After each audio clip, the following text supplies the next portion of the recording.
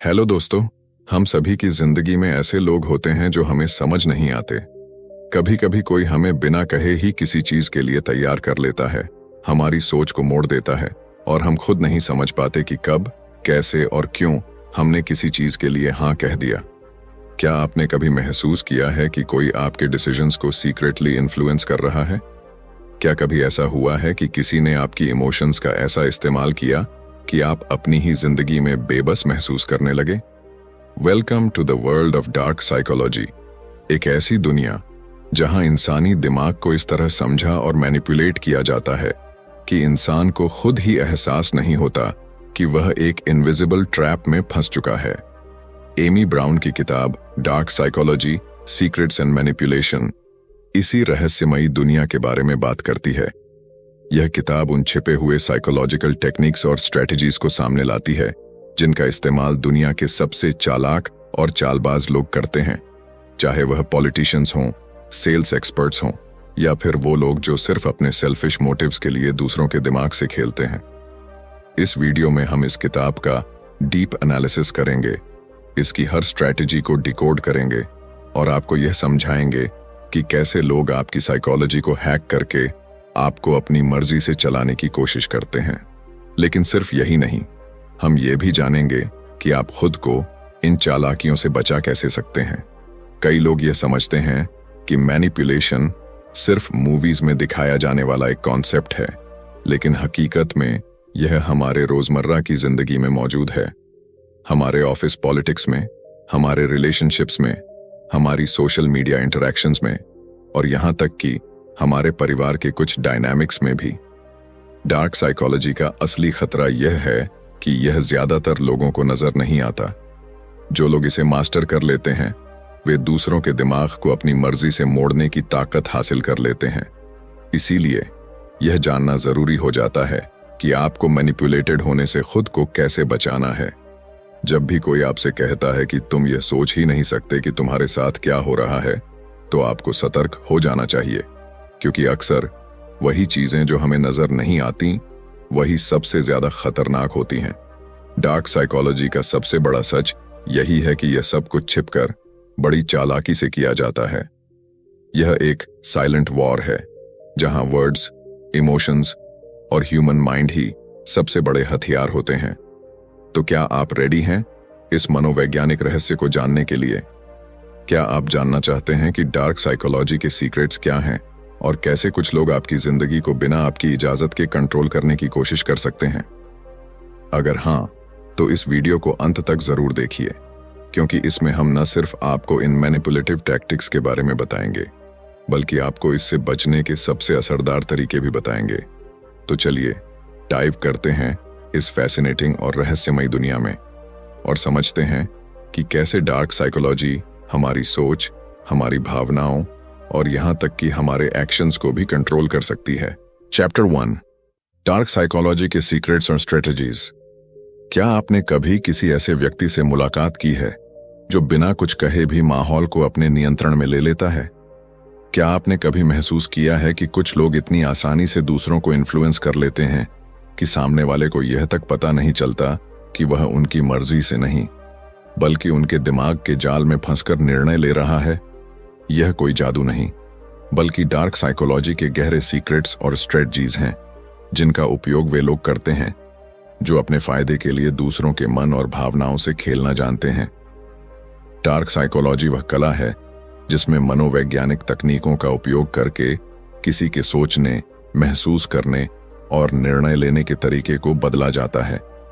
इसे समझने वाले लोग दूसरों को अपनी मर्जी के अनुसार चलाने की क्षमता रखते हैं और उन्हें इसका एहसास तक नहीं होने देते।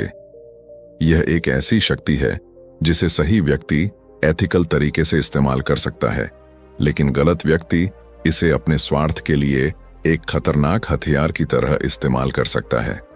जो लोग डार्क साइकोलॉजी में निपुण होते हैं वे कुछ खास स्ट्रेटजीज का उपयोग करते हैं। पहली और सबसे महत्वपूर्ण रणनीति है इमोशनल मिररिंग। यह एक ऐसा तरीका है जिसमें मैनिपुलेटर सामने वाले की भावनाओं, हाव भाव और सोचने के तरीके को सटल रूप से कॉपी करता है। जब कोई आपके हाव भाव, बोलने के अंदाज और व्यवहार को धीरे धीरे अपनाने लगता है, तो आपका अवचेतन मन उसे अपने जैसा मानने लगता है। इससे आपके भीतर उस व्यक्ति के प्रति एक अनजाना विश्वास पैदा हो जाता है और यहीं से मैनिपुलेशन की शुरुआत होती है। एक और शक्तिशाली रणनीति है फियर बेस्ड कंट्रोल। इंसान का दिमाग स्वाभाविक रूप से डर से प्रभावित होता है। जब हमें किसी चीज का डर होता है तो हम उसे टालने के लिए कुछ भी करने को तैयार रहते हैं। डार्क साइकोलॉजी का उपयोग करने वाले लोग इस डर का फायदा उठाते हैं। वे सटली ऐसे शब्दों और विचारों का इस्तेमाल करते हैं जो आपके दिमाग में अनिश्चितता और भय पैदा करें। वे यह दिखाते हैं कि अगर आपने उनकी बात नहीं मानी तो कुछ बुरा हो सकता है। यह डर फाइनेंशियल लॉस, सोशल रिजेक्शन या इमोशनल ब्रेकडाउन का हो सकता है। डर का सही इस्तेमाल करने वाला व्यक्ति आपके दिमाग में वह नैरेटिव सेट कर सकता है जो उसके फायदे के लिए काम करता है। इसके अलावा गैसलाइटिंग एक ऐसी मनोवैज्ञानिक तकनीक है जिसे डार्क साइकोलॉजी में अक्सर इस्तेमाल किया जाता है। इसमें व्यक्ति धीरे धीरे आपकी परसेप्शन को डिस्टॉर्ट करने की कोशिश करता है, जिससे आपको अपने ही विचारों और यादों पर संदेह होने लगे। आपको यह महसूस होने लगता है कि शायद आप ही गलत हैं और सामने वाला सही है। जब कोई लगातार यह कहे कि तुम चीजों को गलत समझ रहे हो या तुम्हारी याददाश्त धोखा दे रही है, तो यह गैसलाइटिंग का संकेत हो सकता है। यह तकनीक इतनी खतरनाक होती है कि व्यक्ति अपनी ही सोच पर शक करने लगता है और पूरी तरह से मैनिपुलेटर पर निर्भर हो जाता है। डार्क साइकोलॉजी का एक और छिपा हुआ रहस्य है गिल्ट ट्रिपिंग। यह एक ऐसी तकनीक है जिसमें व्यक्ति दूसरे के अंदर अपराध बोध की भावना जगाता है ताकि वह उसकी बात मानने को मजबूर हो जाए। उदाहरण के लिए, अगर कोई यह कहे, अगर तुम मेरी मदद नहीं करोगे तो मैं बहुत परेशान हो जाऊंगा, या अगर तुमने मेरी बात नहीं मानी तो यह दिखाएगा कि तुम्हें मुझसे कोई फर्क नहीं पड़ता, तो यह गिल्ट ट्रिपिंग का एक उदाहरण है। यह एक सटल लेकिन बेहद प्रभावी तरीका है जिससे लोग दूसरों को अपने नियंत्रण में रखते हैं। डार्क साइकोलॉजी के इन सीक्रेट्स का इस्तेमाल सिर्फ व्यक्तिगत रिश्तों में ही नहीं बल्कि बड़े स्तर पर भी किया जाता है। राजनीति, बिजनेस, मार्केटिंग और सोशल मीडिया में भी यह तकनीकें अपनाई जाती हैं। कंपनियां अपने प्रोडक्ट्स बेचने के लिए लोगों के मनोविज्ञान को समझकर विज्ञापन तैयार करती हैं। वे स्कैरसिटी का डर दिखाती हैं, लिमिटेड टाइम ऑफर या स्टॉक रनिंग आउट फास्ट, जिससे ग्राहक इंपल्स में आकर तुरंत निर्णय लेते हैं। इसी तरह कई नेता जनता के इमोशंस को कंट्रोल करके अपनी रणनीतियों को सफल बनाते हैं। डार्क साइकोलॉजी की सबसे खतरनाक तकनीकों में से एक है आइसोलेशन टेक्निक। इसमें मैनिपुलेटर धीरे धीरे अपने शिकार को बाकी दुनिया से दूर करता है ताकि वह पूरी तरह से उसके कंट्रोल में आ जाए। वह यह महसूस कराता है कि बाकी लोग भरोसेमंद नहीं हैं, सिर्फ वही व्यक्ति सही है। जब कोई व्यक्ति अकेला महसूस करता है तो वह मैनिपुलेटर की बातों पर और अधिक निर्भर हो जाता है। यह तकनीक अब्यूजिव रिलेशनशिप्स और कल्ट्स में अक्सर देखी जाती है। यह सब जानकर शायद आपको लग रहा होगा कि डार्क साइकोलॉजी का उपयोग केवल बुरे लोग करते हैं, लेकिन सच्चाई यह है कि यह सिर्फ एक मनोवैज्ञानिक टूल है जिसे कोई भी सही या गलत तरीके से इस्तेमाल कर सकता है।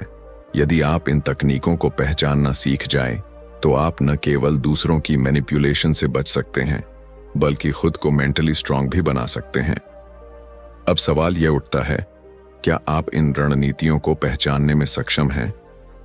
क्या आप जानते हैं कि कोई आपके साथ इन टेक्निक्स का इस्तेमाल कर रहा है? और सबसे महत्वपूर्ण बात, क्या आप खुद को इससे बचाने के लिए तैयार हैं? डार्क साइकोलॉजी के रहस्यों को जानना सिर्फ इसलिए जरूरी नहीं है कि आप दूसरों को कंट्रोल कर सकें, बल्कि इसलिए भी कि आप खुद को कंट्रोल करना सीखें। जब आप इन गहरी मानसिक चालों को समझ लेते हैं, तो कोई भी आपको आसानी से मैनिपुलेट नहीं कर सकता। अब यह आपके हाथ में है कि आप इस ज्ञान को कैसे इस्तेमाल करते हैं, एक मेंटल शील्ड की तरह या एक साइकोलॉजिकल वेपन की तरह। Chapter 2, analysing dark psychology. क्या आपने कभी सोचा है कि इंसान के दिमाग में चल रही गहरी चालों को समझने की ताकत अगर आपके पास हो तो आप कितनी चीजों को अपने पक्ष में कर सकते हैं? क्या अगर आपको यह पता चल जाए कि कोई आपके साथ खेल खेल रहा है तो आप उसके जाल में फंसने से पहले ही खुद को बचा सकते हैं? यह सब समझने के लिए हमें डार्क साइकोलॉजी को एनालाइज करना होगा। यह कोई साधारण मनोविज्ञान नहीं है, बल्कि यह इंसानी दिमाग के उन पहलुओं की गहराई में जाने की कोशिश है जिनके बारे में आम लोग सोचते भी नहीं हैं। डार्क साइकोलॉजी यानी मनोविज्ञान का वह क्षेत्र जो पावर, कंट्रोल और इन्फ्लुएंस पर आधारित होता है। यह इंसानों के कमजोर बिंदुओं को समझने, उनकी इच्छाओं और डर को मैनिपुलेट करने और उन्हें एक ऐसी दिशा में ले जाने की कला है जिसमें वे खुद भी यह महसूस नहीं कर पाते कि उनके साथ क्या हो रहा है। यह उन मानसिक तकनीकों का गहन अध्ययन है जिनका उपयोग अक्सर नार्सिसिस्ट्स, साइकोपैथ्स और मास्टर मैनिपुलेटर्स करते हैं।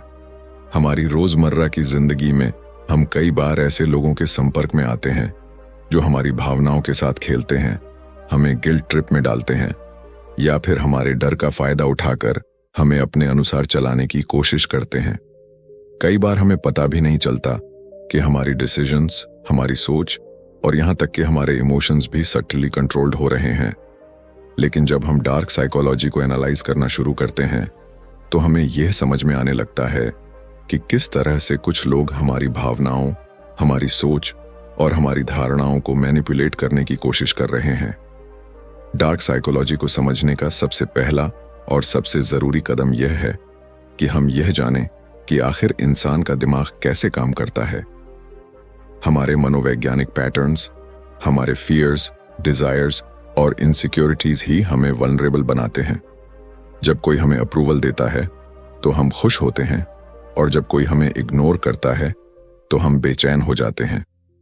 जब कोई हमारे डर को ट्रिगर करता है तो हम घबरा जाते हैं और जब कोई हमें वैलिडेशन देता है तो हम उसके प्रति आकर्षित होने लगते हैं। यही साइकोलॉजी है और यही वह आधार है जिस पर डार्क साइकोलॉजी काम करती है। सोचिए, जब कोई मैनिपुलेटर आपको यह महसूस कराता है कि आप गलत हैं और वह सही है, तो क्या यह सिर्फ एक आर्ग्यूमेंट है? जब कोई आपको यह कहकर कंट्रोल करता है कि आप उसे डिसअपॉइंटेड नहीं करना चाहते, तो क्या यह सिर्फ एक इमोशनल रिक्वेस्ट है? जब कोई आपको फियर बेस्ड डिसीजंस लेने पर मजबूर करता है, तो क्या यह सिर्फ एक चेतावनी है? नहीं, यह सब डार्क साइकोलॉजी के टैक्टिक्स हैं जिनका उपयोग करके लोग दूसरों को कंट्रोल करने की कोशिश करते हैं। डार्क साइकोलॉजी के कुछ सबसे खतरनाक वेपन्स होते हैं: manipulation, deception, gaslighting, guilt tripping और इमोशनल एक्सप्लॉयटेशन। ये सभी टेक्निक्स एक ही चीज पर केंद्रित होती हैं: दूसरे व्यक्ति के इमोशंस और थॉट्स को सटली कंट्रोल करना।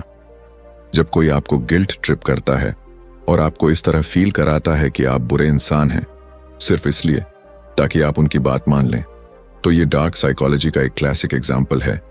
जब कोई आपकी परसेप्शन को मैनिपुलेट करता है और आपको यह विश्वास दिलाने की कोशिश करता है कि आपकी ही सोच गलत है, तो ये गैसलाइटिंग कहलाता है। और जब कोई आपको धीरे धीरे अपने इन्फ्लुएंस में लाने के लिए डिसेप्शन यानी धोखे का इस्तेमाल करता है, तो यह भी डार्क साइकोलॉजी का एक हिस्सा होता है। डार्क साइकोलॉजी का एक और पहलू है पर्सुएजन वर्सेस मैनिपुलेशन। बहुत से लोग पर्सुएजन और मैनिपुलेशन को एक ही चीज समझते हैं, लेकिन दोनों में एक सटल फर्क है। पर्सुएजन यानी मनाने की कला एक एथिकल स्किल होती है जिसमें सामने वाले को बिना दबाव डाले लॉजिक और इमोशंस के संतुलन के साथ अपनी बात पर सहमत किया जाता है। लेकिन मैनिपुलेशन एक अनएथिकल तरीका होता है जिसमें सामने वाले की भावनाओं के साथ खेलकर उसे अपनी मर्जी से कंट्रोल किया जाता है। डार्क साइकोलॉजी का सही अध्ययन करने पर हमें यह समझ में आता है कि लोग कैसे सोचते हैं, कैसे रिएक्ट करते हैं और किन परिस्थितियों में वे सबसे ज्यादा वल्नरेबल होते हैं। इस ज्ञान को हासिल करने का मतलब यह नहीं है कि हम इसे गलत तरीके से इस्तेमाल करें, बल्कि इसका सही उपयोग हमें सेल्फ डिफेंस में मदद कर सकता है। जब हमें यह पता चल जाता है कि कोई व्यक्ति हमारी भावनाओं के साथ खेल रहा है, तो हम सचेत हो जाते हैं और उस जाल में फंसने से बच सकते हैं। इस अध्याय का सबसे बड़ा सवाल यही है, क्या आप जानते हैं कि आप भी अपनी जिंदगी में कभी ना कभी डार्क साइकोलॉजी के किसी न किसी टेक्निक का शिकार हो चुके हैं? क्या आपको कभी ऐसा महसूस हुआ है कि आपकी डिसीजंस आपके खुद के नहीं थे, बल्कि किसी ने सटल तरीके से आपको उन्हें लेने के लिए मजबूर कर दिया? क्या आप कभी ऐसे टॉक्सिक रिलेशनशिप्स में रहे हैं जहां आपको गैसलाइटिंग या गिल्ट ट्रिपिंग का शिकार बनाया गया हो?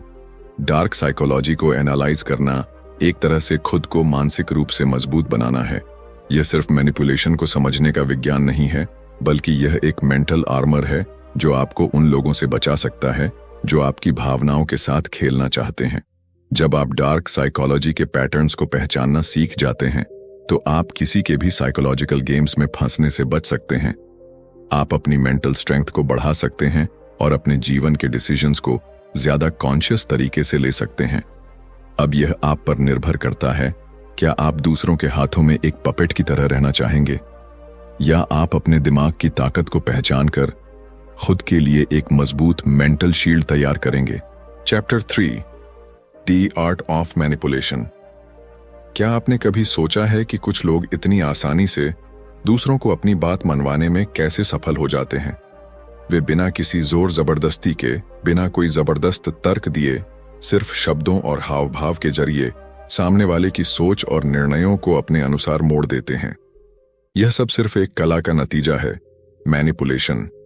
मैनिपुलेशन सिर्फ एक मनोवैज्ञानिक तकनीक नहीं है, बल्कि यह एक खेल है जो इंसानों की भावनाओं, उनके डर, उनकी इच्छाओं और उनकी असुरक्षाओं पर खेला जाता है। एक कुशल मैनिपुलेटर वह होता है जो सामने वाले के सबकॉन्शियस माइंड तक पहुंचकर उसे ऐसा महसूस कराता है कि वह खुद ही उस निर्णय तक पहुंचा है, जबकि असल में हर कदम उसकी योजना के मुताबिक उठाया गया होता है। सोचिए, जब कोई आपसे कहता है, अगर तुम मुझसे प्यार करते हो तो तुम ये करोगे, तो यह प्यार की मांग है या एक चालाकी से घड़ी गई मानसिक चाल? जब कोई आपको गिल्ट महसूस कराता है कि आपने उनकी मदद नहीं की, भले ही आपके पास सही कारण थे, तो यह सिर्फ एक सीधा सा अनुरोध था या एक मनोवैज्ञानिक जाल? जब कोई अपने शब्दों के माध्यम से आपको यह विश्वास दिला देता है कि आपकी ही सोच गलत है और वे सही हैं, तो यह सिर्फ एक बहस थी या दिमाग से खेला गया एक सटल अटैक? मैनिपुलेशन की जड़ें हमारी भावनाओं में गहराई से ढसी होती हैं। इंसान एक भावनात्मक प्राणी है। हम सभी प्यार, सम्मान, सुरक्षा और स्वीकृति चाहते हैं, और जब कोई इन भावनाओं को अपने नियंत्रण में ले आता है, तब वह हमें अपने अनुसार मोड़ सकता है। यह कला इतनी सूक्ष्म होती है कि अक्सर हमें एहसास ही नहीं होता कि हम मैनिपुलेटेड हो रहे हैं। हम सोचते हैं कि हम अपने डिसीजंस खुद ले रहे हैं, लेकिन असल में हर डिसीजन हमें एक खास दिशा में धकेलने के लिए केयरफुली प्लान्ड होता है। एक कुशल मैनिपुलेटर यह जानता है कि किस इंसान की सबसे बड़ी कमजोरी क्या है। कुछ लोगों को वैलिडेशन की जरूरत होती है, कुछ को डराया जा सकता है, कुछ को गिल्ट में डुबोकर कंट्रोल किया जा सकता है, और कुछ को ऐसी परिस्थितियों में फंसाकर मैनिपुलेटेड किया जा सकता है जहां उनके पास कोई और रास्ता ही न बचे। यह सब एक मानसिक खेल का हिस्सा है जहां कोई हार मानता नहीं दिखता, लेकिन असल में एक व्यक्ति हमेशा मानसिक रूप से हार चुका होता है। आपने शायद रिश्तों में, दोस्ती में, ऑफिस की पॉलिटिक्स में या अपने निजी जीवन में ऐसे कई उदाहरण देखे होंगे जहां लोग दूसरों की भावनाओं से खेलकर अपना काम निकलवा लेते हैं। क्या आपने कभी महसूस किया है कि किसी ने आपको कोई ऐसा काम करने के लिए राजी कर लिया जो आप करना नहीं चाहते थे? क्या आपको कभी गिल्ट ट्रिप में डालकर कोई ऐसा काम कराया गया जिससे आपको बाद में लगा कि आपने खुद के साथ अन्याय किया? क्या आपने कभी ऐसे लोगों के साथ डील किया है जो आपकी बातों को तोड़ मरोड़ कर पेश करते हैं ताकि आप हमेशा खुद को दोषी महसूस करें? मैनिपुलेशन के कई रूप होते हैं: gaslighting, silent treatment, guilt tripping, passive aggressiveness और सटल माइंड गेम्स। ये सभी तकनीकें इस एक ही उद्देश्य के लिए बनाई गई हैं, दूसरे व्यक्ति के विचारों और निर्णयों को कंट्रोल करना। जब कोई आपको यह महसूस कराता है कि आपकी खुद की सोच गलत है और आपको हर हाल में उनकी बात माननी चाहिए, तो यह गैसलाइटिंग कहलाता है। जब कोई आपको साइलेंट ट्रीटमेंट देता है ताकि आप उनकी मर्जी के अनुसार चीजें करें, तो यह भी मैनिपुलेशन का एक रूप है। जब कोई गिल्ट ट्रिपिंग करता है तो वह आपकी कॉन्शियंस को इस तरह हिट करता है कि आप खुद को बुरा महसूस करने लगें और उनकी बात मानने पर मजबूर हो जाएं। लेकिन क्या मैनिपुलेशन हमेशा बुरा होता है? इसका जवाब उतना आसान नहीं है जितना लगता है। कई बार मैनिपुलेशन एक आत्मरक्षा का साधन भी हो सकता है। जब कोई आपको फोर्सफुली प्रभावित करने की कोशिश कर रहा हो तो कभी कभी सटल मैनिपुलेशन ही वह तरीका होता है जिससे आप खुद को बचा सकते हैं।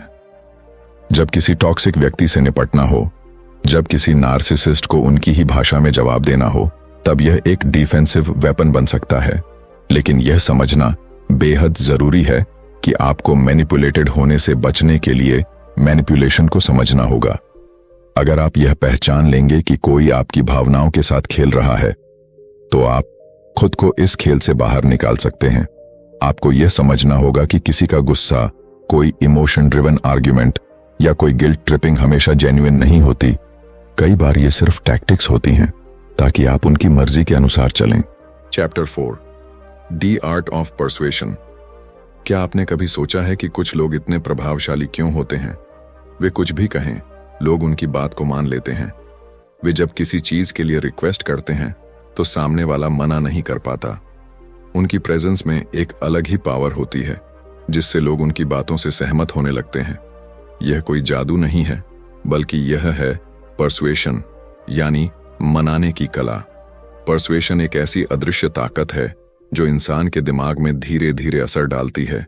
यह कोई जबरदस्ती या मैनिपुलेशन नहीं होती, बल्कि यह एक सटल इन्फ्लुएंस होती है जिसमें सामने वाले को यह महसूस कराए बिना कि उसे प्रभावित किया जा रहा है, उसे अपनी मर्जी से आपके विचारों की ओर आकर्षित किया जाता है। एक कुशल परसुएडर वह नहीं होता जो जबरदस्ती करता है, बल्कि वह होता है जो दूसरों के विचारों, इच्छाओं और भावनाओं को समझकर उन्हें अपने पक्ष में मोड़ने में माहिर होता है। सोचिए, जब कोई सेल्स पर्सन आपको एक ऐसा प्रोडक्ट बेच देता है जिसे खरीदने का आपका कोई इरादा नहीं था, तो यह सिर्फ एक अच्छी बिक्री थी या एक प्रभावी परसुएशन टेक्निक? जब कोई नेता अपने शब्दों के जादू से हजारों लोगों को अपनी बात मानने के लिए तैयार कर देता है, तो यह सिर्फ एक भाषण था या गहरी मनोवैज्ञानिक रणनीति?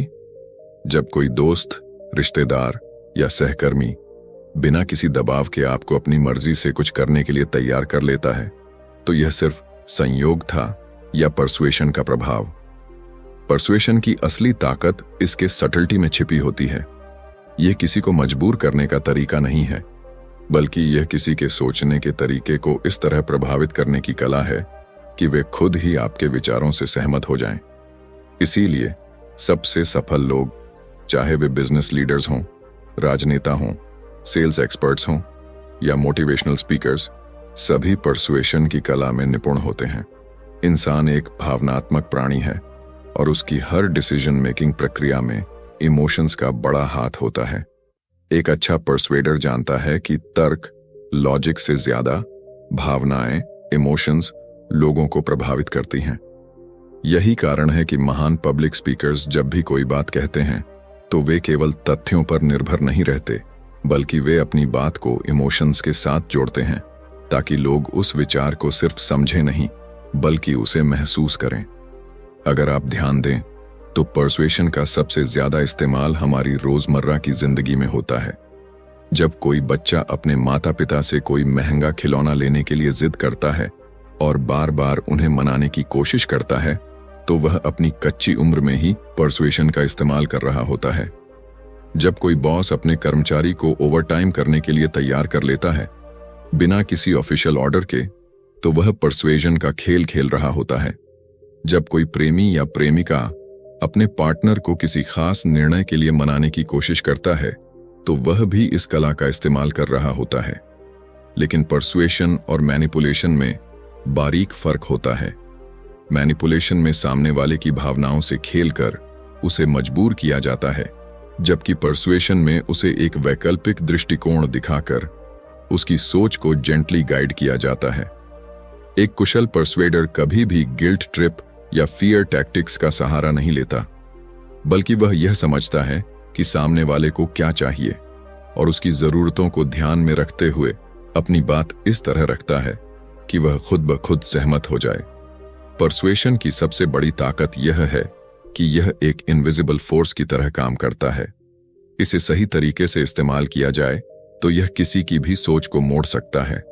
क्या आपने कभी गौर किया है कि बड़े बड़े ब्रांड्स अपने विज्ञापनों में सिर्फ प्रोडक्ट के फीचर्स नहीं दिखाते, बल्कि वे हमारी भावनाओं को टारगेट करते हैं।